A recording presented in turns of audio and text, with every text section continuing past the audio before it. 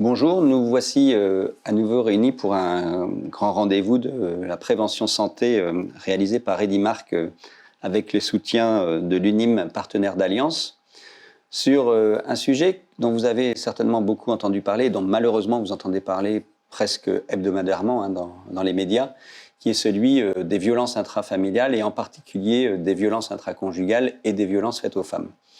Alors déjà, rappelons, pour contextualiser, que tout le propos qu'on va voir peut également concerner les hommes, puisque pour 9 femmes victimes de violences, vous avez un homme victime de violence, donc un rapport de 90% à 10%. Mais néanmoins, c'est les femmes qui portent le plus lourd fardeau dans notre société. Et pour avoir un chiffre également, on rappelle qu'une femme meurt tous les 3 jours, sous les coups de son conjoint ou d'un de ses partenaires. Et que ça reste, comme on dit, un fléau de santé publique, puisqu'il faut y rajouter aussi toutes les femmes qui, bien que ne descendant pas, se retrouvent en situation de handicap physique ou psychologique. Alors ces violences, elles sont souvent physiques, on les connaît, les coups portés, les mauvaises chutes suite à un coup porté, le coup porté qui peut être d'emblée traumatisant au niveau du crâne, au niveau de la cage thoracique, enfin des choses qu'on ne va pas détailler, mais qui peuvent entraîner directement des séquelles à vie ou le décès. Vous avez également les violences d'ordre psychologique autour de l'emprise sur la liberté d'aller et venir, sur les biens matériels, sur la gestion du compte bancaire, sur la garde des enfants, sur le fait que des femmes sont enfermées avec interdiction de quitter le domicile. Important aussi de rajouter que ça touche tous les milieux sociaux. Il n'y a aucun milieu social n'échappe à cette question de la violence intrafamiliale et intraconjugale. Ça peut être dans les milieux les plus aisés de nos sociétés comme dans les milieux les plus pauvres, avec en revanche, un vrai sujet commun qui est la loi du silence. La loi du silence, la peur de la victime de parler parce qu'elle a peur de représailles, la peur des autres de parler parce que c'est dans l'environnement familial et il n'y a rien de pire que ces secrets de famille. Et donc vous savez qu'il y a eu un grand Grenelle, une cause nationale qui a été portée ces dernières années. Et il faut saluer cette évolution, même s'il y a encore beaucoup de travail à faire et qu'il y a certainement beaucoup d'effets d'annonce politique qui mériteraient encore des moyens et des concrétisations. Cependant, les choses ont évolué, avec des dispositifs mis en place dans les hôpitaux, en particulier les unités médico-judiciaires, qui peuvent accueillir aujourd'hui les personnes victimes de violences sans réquisition. Elles peuvent venir librement prendre un rendez-vous, elles peuvent être conseillées. Et il faut qu'elles viennent pour faire constater les lésions, tout ça étant couvert par le secret professionnel, jusqu'au moment où les femmes se décident à porter plainte, on va y revenir, et on les laisse faire ce choix du dépôt de plainte au moment le plus légitime pour elles. Mais il n'empêche que, et ça va être tout le lieu de notre débat, il y a des situations où on se dit on ne peut pas laisser le temps courir parce que ces femmes se mettent en danger, on vient de le dire, en danger de vie, en danger immédiat. Je raconte souvent à certains de mes étudiants ou à loisir dans certaines instances quand on m'interroge le cas de cet homme qui joue à la roulette russe avec sa conjointe en prenant un vrai pistolet, en mettant une balle et en tirant une fois, 2 fois, 3 fois et la femme s'enfuit de l'appartement juste avant le coup fatal. Donc on voit aussi qu'il y a des situations où peut-être la société, les professionnels de santé, voire les citoyens, ont une obligation de signaler. Et c'est toute l'évolution d'un texte de loi qui a accompagné le Grenelle en juillet 2021, a été voté un texte qui autorise des professionnels de santé à signaler auprès de l'autorité judiciaire, en particulier auprès du procureur de la République, une situation de violence avec 2 critères dont on va débattre, qui ne sont pas simples. Il faut qu'il y ait un risque vital, difficile à évaluer comme ça, et il faut que les femmes soient sous emprise. Mais vous voyez qu'aussi derrière ce mot-là, on va débattre. Alors, peut-être que le regard de Mylène, philosophe, Mylène Gouriot, qui nous accompagne au sein de l'espace éthique de Normandie sur ces sujets-là, et le regard par la suite de Guillaume Grandazzi, qui est sociologue, vont être importants parce que on est là aussi dans une complexité, respecter l'autonomie de la patiente, ne pas respecter son autonomie et puis lui faire porter un risque vital. C'est un changement de paradigme aussi, de dire qu'aujourd'hui on va potentiellement protéger des femmes malgré elles. Donc quel est ton regard, Mylène, sur ce sujet-là ? Disons que les enjeux éthiques autour du signalement, notamment sans le consentement de la personne, sont assez importants. Il y a d'abord des enjeux relationnels, c'est-à-dire que finalement, aller rompre le secret médical dans un signalement qui serait fait sans le consentement de la personne met en jeu le lien de confiance traditionnel, je dirais même presque archaïque, entre le médecin et sa patiente. Mais on peut se poser la question aussi de, finalement, quelle confiance auraient les patients envers des professionnels qui ne les protégeraient pas. Il y a également des enjeux axiologiques, c'est-à-dire que les valeurs professionnelles rentrent en tension, la loyauté, le respect du rythme de la femme ou le respect du secret. Mais on peut se demander aussi si finalement prioriser la sauvegarde de la patiente ne devrait pas être la valeur professionnelle phare. Et puis enfin, il y a des enjeux liés au cadre normatif, notamment dans le fait de signaler ou de ne pas signaler sans accord de la patiente en question. Alors, cette tension, ce dilemme éthique avait déjà été évoqué dans un rapport d'information en 2020 qui était adressé au Sénat. On parlait alors d'option de conscience. En effet, garder le secret ne peut pas être problématique dans la mesure où c'est inscrit dans la loi et que le professionnel est finalement garant du secret qui concerne ses patients. C'est un secret aussi qui fait complètement partie de la culture médicale depuis très longtemps, qui est fondateur, je dirais, du point de vue social, mais du point de vue professionnel encore davantage, avec notamment dès le départ Hippocrate et ce secret professionnel. Et puis, option de conscience, parce que l'heure d'aujourd'hui, l'évolution de la loi a permis aussi aux professionnels de signaler une suspicion de violence, je dirais sans l'accord, même s'il faut absolument informer la patiente, sans l'accord de la patiente, pour notamment la protéger. Ce signalement est également licite, il est prévu par la loi. La loi est protectrice de ce point de vue-là, c'est-à-dire que finalement, il n'y a pas d'engagement de la responsabilité du médecin s'il signale ou s'il ne signale pas. Et au bout du compte, cette option de conscience, elle va être levée, et c'est finalement le message de la prévention aujourd'hui, notamment par la collégialité et le recours à des conseils extérieurs. Il ne faut pas que le professionnel reste seul avec cette souffrance éthique ou ce malaise éthique. Alors, de ce point de vue-là, que dit exactement la loi sur le fait de signaler ou de ne pas signaler ? Alors en fait, déjà, c'est l'objet de notre émission d'aujourd'hui, c'est tous les professionnels de santé qui sont concernés, pas que les médecins. Tout professionnel de santé est concerné par cette loi. Et cette loi dit que, effectivement, un professionnel de santé peut signaler une situation de violence dès lors que les deux critères que j'évoquais tout à l'heure sont réunis, c'est-à-dire une situation de mise en danger immédiate et l'emprise. Mais, on va y revenir après avec Guillaume, je l'ai dit tout à l'heure, la loi, elle dit ça, mais en fait, elle ne nous donne pas réellement le mode d'emploi. Alors, il y a un beau vade-mecum fait par le Conseil de l'Ordre et la HAS, que vous pouvez voir facilement en vous connectant sur Internet, vous avez vade-mecum violence faite aux femmes, qui nous donne des questions et des grilles de lecture pour évaluer cette mise en danger immédiat et pour évaluer l'emprise. Et donc, finalement, un professionnel de santé, aujourd'hui, il a le choix de ne rien faire. Ça, c'est un choix, de mon point de vue aujourd'hui, inexcusable. Aujourd'hui, on doit faire quelque chose. On ne peut pas être alerté ou avoir repéré une situation de violence et ne rien faire.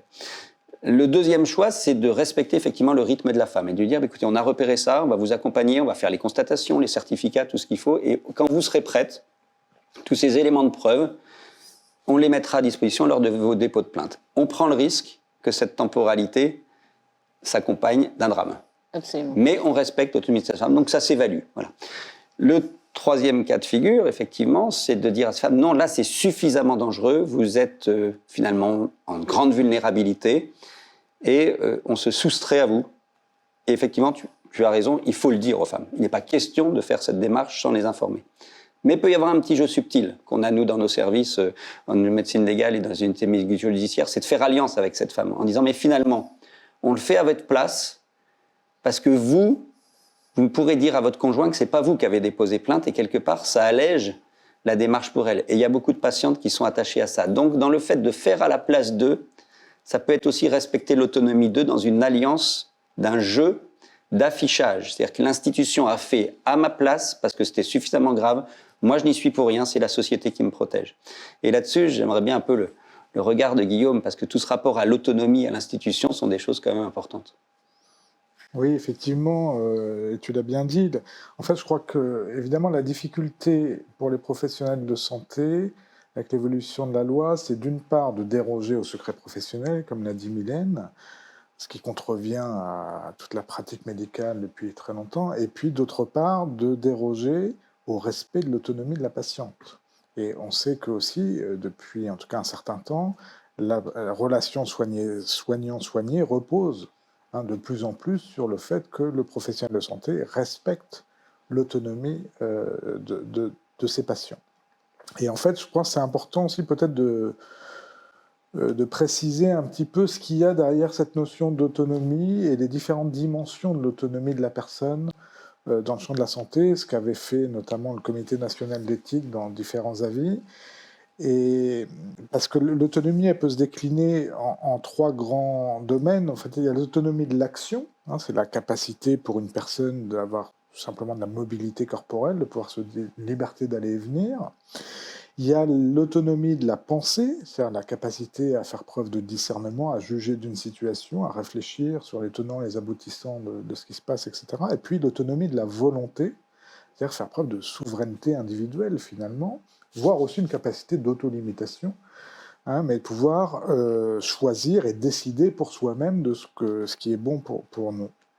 Et en fait, ce dont on se rend compte avec les phénomènes de violence faits aux femmes et avec cette question de l'emprise, justement, qu'exercent les auteurs de violences sur les victimes, c'est que l'emprise, elle va venir porter atteinte à ces différentes, toutes ou l'une ou toutes de ces dimensions de l'autonomie. Ça peut être l'autonomie d'action qui est mise à mal parce que la personne peut être enfermée chez elle ou pas avoir jouir de toute sa liberté de mouvement, mais c'est aussi l'autonomie de la pensée. On sait bien que les femmes qui sont sous emprise ont des difficultés à juger de la situation et des enjeux de la situation, donc de faire preuve de discernement sur même le danger vis-à-vis duquel elles sont menacées, et puis enfin l'autonomie de la volonté, puisque elles-mêmes parfois ne souhaitent pas justement porter plainte, signaler les violences qu'elles subissent, et sont aussi dans des formes de déni qui sont liées à l'emprise. Et donc, l'enjeu pour les professionnels de santé, c'est justement de savoir à quel moment il est juste, il est légitime d'intervenir pour aider la victime. Alors on pourrait se dire, bon, l'évolution de la loi, c'est bien que les professionnels soient incités à signaler les violences, et en même temps on pourrait se dire, mais faut-il attendre que la personne soit dans un danger grave et immédiat pour intervenir? C'est-à-dire, comme tu le disais, on risque des drames, on risque des situations tragiques où on ne va rien faire en pensant que ça va aller, la personne va rentrer et risque des coups, voire la mort dans certains cas. Et donc, faut-il attendre autant? Et pour comprendre cette position du législateur, je pense qu'il faut bien prendre en compte, encore une fois, que le droit reconnaît l'autonomie de la personne. Et donc il faut que le médecin considère que la personne a perdu suffisamment de son autonomie, qu'elle soit de pensée, de volonté, etc., pour être légitime dans son intervention. Et donc c'est là toute la difficulté, et je pense que ce qui est important aussi, c'est qu'il faut bien comprendre que la décision médicale, dans cette situation-là, elle n'est pas là pour se substituer à la décision de la patiente, comme on le fait dans d'autres situations médicales où la personne, du fait de la maladie ou d'un accident, peut perdre ses facultés de discernement de volonté, ou voire perdre connaissance, tout simplement, où on doit agir à sa place. Là, l'enjeu, c'est pas d'agir à sa place, mais c'est avant tout agir pour lui porter secours dans une situation où on estime qu'elle est dans un danger grave et immédiat. Ouais, c'est vrai que le terme de porter secours, Mélanie reviendra peut-être tout à l'heure, est un terme important parce que, en fait, la frustration avant la loi des professionnels de santé, c'était on aurait bien aimé signaler dans certaines situations, on ne pouvait pas le faire. Donc déjà, la loi, elle ouvre cette possibilité. Alors, est-ce qu'on attend trop longtemps? Ça, c'est un vrai débat.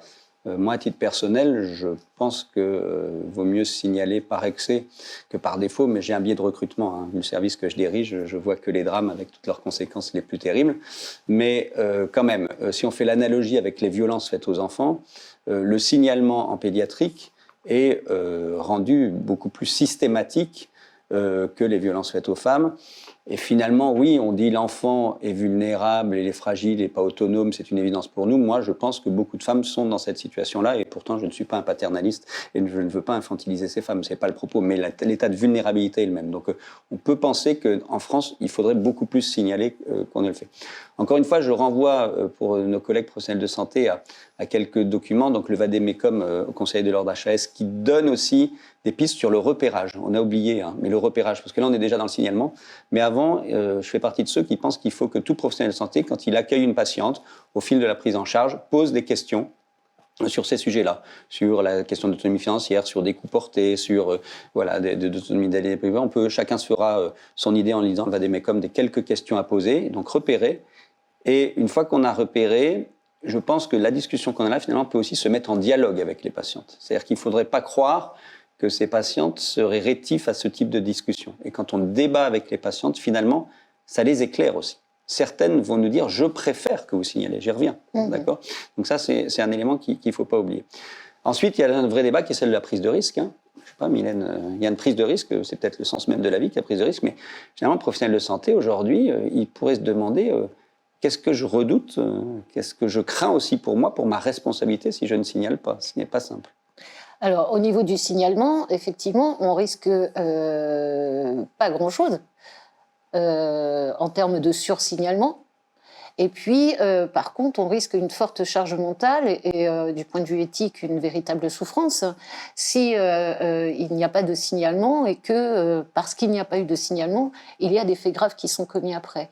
Et c'est pas simplement une question de loi et je dirais de ce qui est licite ou pas ou illicite, c'est véritablement une question éthique, peut-être même morale, mais avant tout éthique, que de prendre en charge mentalement une situation qui serait une situation qui dégénère. Ce qui explique aussi pourquoi, finalement, et tu le dis très bien, le repérage est extrêmement important et ce repérage relève finalement, pour moi, de ce qu'on appellerait une véritable action de prévention. Voilà, l'action de prévention, c'est-à-dire le questionnement systématique, le repérage, établir des suspicions qui sont de l'ordre finalement pas nécessairement du cure, c'est-à-dire de l'acte médical ou du constat médical. Parfois, les violences ne se voient pas, ou en tout cas, quand les femmes viennent, elles n'ont pas les stigmates ou ne veulent pas les montrer. Mais par contre, ça relève véritablement du rapport de confiance qu'un médecin ou qu'un professionnel de santé, pardon, pas simplement un médecin, peut avoir une patiente avec une patience. Cette confiance échangée qui va permettre une forme finalement d'investigation de l'intimité qui va permettre ce repérage et cette prévention. C'est important hein, parce que les lésions physiques, elles peuvent concerner le chirurgien dentiste qui va avoir une fracture dentaire un peu suspecte, on se demande d'où elle provient. Ça peut être l'infirmière qui va faire une injection à mi-cuisse ou au niveau de la fesse et qui va avoir une lésion suspecte. Ça peut être l'ophtalmo sur un décollement de rétine post-traumatique. Ça peut être un kinésithérapeute. Enfin, c'est important de redire ça. Mais alors du coup, moi qui suis un professeur de médecine légale, j'ai envie de dire à ses collègues, ne soyez pas seuls. Ne soyez pas seuls parce que là, on est en train de vous dire il faudrait... Mais en fait, c'est exactement, comme je dis souvent, quand on a besoin du cardiologue, on appelle le cardiologue. Quand on a besoin du dermatologue, on appelle le dermatologue. Et donc, le professionnel de santé, selon moi, doit repérer de plus en plus. Mais ensuite, doit savoir orienter. Alors, orienter vers des associations d'aide aux victimes. Tout le monde doit avoir, à mon avis, dans son carnet d'adresse professionnelle, l'association d'aide aux victimes dans son territoire. Elles sont connues, elles sont souvent assez solides. Deuxièmement, sans faire de publicité, parce que le service public, les unités médico-judiciaires des services de médecine légale, qui désormais sont des services qui accueillent le questionnement des professionnels. C'est-à-dire, vous pouvez appeler ces structures pour leur dire, voilà, j'ai cette situation, je voudrais en débattre pour savoir quel chemin on va construire ensemble pour cette patiente ou pour cette victime. Et c'est voilà, une forme de collégialité de décision. Et on ne l'a pas dit, mais je pense qu'il faut le dire, des fois c'est complexe aussi pour un soignant de faire le signalement. Parce qu'il y a une façon de le rédiger, il y a une façon de l'adresser. Alors, pour être très simple, il y a des formulaires sur Internet disponibles. C'est assez simple à faire. Il n'empêche que quand on n'a pas le temps et que ce n'est pas son boulot, on peut demander à un service compétent de le faire, une unité médico-judiciaire. Après, on adresse ça au procureur de la République, je le redis parce qu'on ne l'a pas dit en introduction. Le procureur de la République, c'est un monsieur ou une dame, comme vous et moi, qui sont normalement constitués, simples d'accès, qui ont une adresse mail avec une adresse de la permanence, d'accord, et ces dossiers sont traités sans délai, c'est important de le dire, par les permanences des procureurs de la République. Donc le signalement veut vraiment dire quelque chose d'un point de vue opérationnel. Donc pour ceux qui veulent se lancer dans l'aventure, on a envie de faites-le vous-même. Pour ceux qui se disent c'est un sujet de société, on veut aider à le porter, mais je suis pas tout à fait à l'aise avec ce sujet-là, ben, adressez-vous aux structures ressources dont on vient de parler. Et à la fin, je pense qu'il faudrait faire une évaluation à long terme, de savoir finalement si ce dispositif du signalement était bénéfique ou pas, de voir combien il y en a eu, parce que comme tout dispositif qu'on met en place, peut-être que dans quelques années, on se dira que ce n'était pas le bon choix. Moi, je vous donne un exemple. Dans le service, on crée, et c'est ouvert à tous les professionnels, et beaucoup de services de médecine également faire ça, une consultation d'accueil des victimes, sans rendez-vous, ou du moins un rendez-vous à moyen terme, 24-48 heures, et on se dit, ces femmes, elles pourront venir là pour demander des conseils, être accompagnées. On verra. On verra si elles viennent, si elles s'emparent de ce dispositif-là. Peut-être qu'il faudra inventer autre chose. Donc voilà, c'est un peu tout ça qui est en mouvement dans ce débat-là. Réinsistons aussi pour le fait qu'on vient beaucoup de parler des violences intraconjugales, intrafamiliales, mais que malheureusement, beaucoup de femmes, et je le dis quelques hommes, sont aussi victimes de violences institutionnelles. Dans le monde professionnel, ça continue à perdurer. Dans le monde de certaines associations sportives ou environnements sportifs. Donc voilà, le sujet aussi, et d'avoir une problématique de regard vigilant sur l'ensemble de ce fléau, sachant, tu l'as dit Mylène, que les femmes souvent ne veulent pas montrer, ne veulent pas dire. Donc il faut être un peu incitatif, et c'est pour ça que cette fameuse libéralisation de la parole, il faut l'accompagner.